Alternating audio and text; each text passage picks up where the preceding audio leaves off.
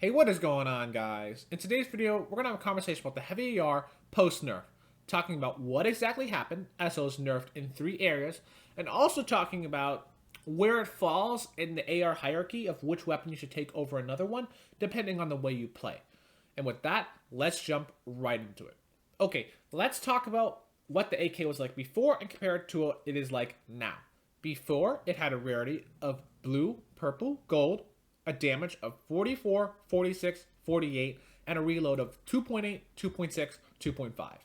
Now, I said those 3 statistics because those are the 3 things that have been changed. First, let's go over the rarity nerf. It's gone from blue, purple, gold to gray, green, blue. Now, while that may adjust how often you can find it, in terms of the raw strength of the weapon, rarity is irrelevant. If the Scar had the same statistics but suddenly was gray, that's irrelevant. It's still the same weapon in terms of power.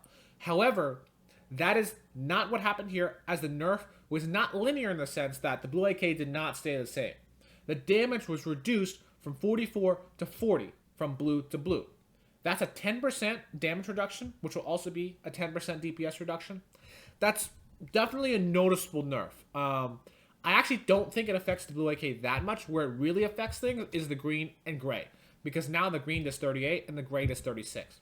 Because they do less than 40 damage, you now require an extra shot to eliminate someone from 200 health. That may not sound like a big deal, but it really can make a difference, because it can be the difference between you just, lasering someone out of the game immediately, or them having a couple health left and being able to snipe you, right? That difference can be noticeable, and I do think the gray and green are significantly worse than the blue because of that. In addition, the reload time has been nerfed, but that is a linear nerf. So that means the blue AK still has the same reload time of 2.8 seconds, but the green has 2.9 and the gray has 3.1.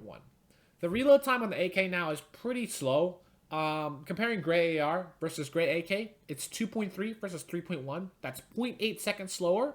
At the blue AK level, it's not as bad. It's 2.8 seconds for the AK versus 2.2 for the blue AR. So it's 0.6 less noticeable, but still significantly slower. Now, with the statistics out of the way, let's look in the broader scope and think about all the ARs in the meta in Season 7 compared to Season 8. You have to remember, in Season 7, there were only really 3 competitive ARs. The AK and the Scar were neck and neck. The AK was much better at range, the Scar better at close range. They both were very competitive options, and you could pick whichever one you liked. The Silenced AR, I do think, was still a solid choice. Was it quite to the level of the AK and the Scar? For most of you, probably not.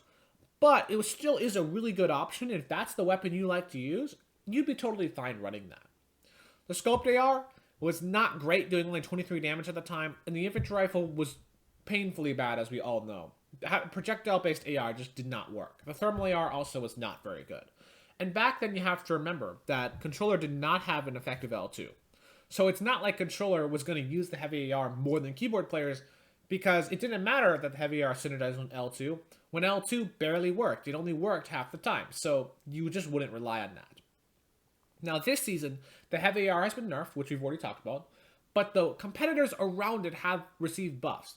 While the Scar and Silenced have remained the same, the Infantry Rifle got a major buff, now being hit scan and getting a purple gold variant, as well as the Scope DR getting a nice damage buff to 26-27. Overall, the Infantry Rifle and the Scope DR present legitimate competitors at long range, as the Infantry Rifle is perfectly accurate no matter how fast you fire when aiming down sights. It fires a little faster, does more damage, reloads faster too, at the cost of magazine size. While the Scope DR, yes, the Scope DR is literally useless at close range, but it does no damage fall off and perfect accuracy when scoped in. It is still a decent option now for keyboard players, as well as controller if you don't use L2. Now, let's talk about, depending on your playstyle, which AR you should really be running. Let's first start off with keyboard and controller that doesn't use L2. When you play like this, you are not going to be biased to weapons that synergize well with aim assist, because it doesn't matter. You're just going to use what's most effective for you. And for keyboard and controller like this, I don't think the AK makes a ton of sense. I think the Infantry Rifle is overall a better choice for you. The reason why I say that is, as I said, the Infantry Rifle does a little bit more damage at highest rarity, faster rate of fire, less bloom, quicker reload. Yes, it has less magazine size. Also, it has less damage fall off. I think the Infantry Rifle is just overall a better choice if you want to play that long range playstyle. Also, Scope DR is not a slouch, right? When you're at maximum range, the AK is doing high 20s of damage. That's the same as the Scope DR. But the Scope DR is no bloom and can fire at full speed. While the AK, you have to slow down your rate of fire in order to be accurate. So overall, I just don't see a ton of reason to be running the AK if you want a long-range AR. And if you want a close-range AR, well, the silenced AR is going to be significantly better than the AK, and the SCAR will be way better than the AK at close range. I just don't think the AK makes a ton of sense. It's not a terrible option. You might take a blue AK over a gray AR, you might take a blue AK over a green scoped, or a blue infantry. That's up to you, but I don't think it's this really competitive gun anymore. But if you play controller with L2 aggressively, the AK I still think makes a lot of sense. I would genuinely argue that the blue AK in Season 8 with L2 is stronger than the gold AK from Season 7 without L2. Because the AK works perfectly with L2. If you know how to time L2 correctly, the AK's first shot accuracy reset time is in line with how quickly you can reliably pull off the L2 timing sequence of, hip fire aiming down sights, fire, unaimed down sights, and repeat that process. It works perfectly. The infantry rifle, it just doesn't work that well. I think it has to do with the way the weapon zooms. It's just very awkward to use. It's just, I think the AK overall does better with L2. The Scope DR is completely useless with L2 because trying to unscope and rescope is very awkward to do. Yes, that situationally can work, but it's just very awkward. The SCAR and the silenced AR work decently well with L2, but the AK is literally the best AR by far when using L2. That doesn't mean it's the strongest AR, but it works best with L2 compared to any other AR.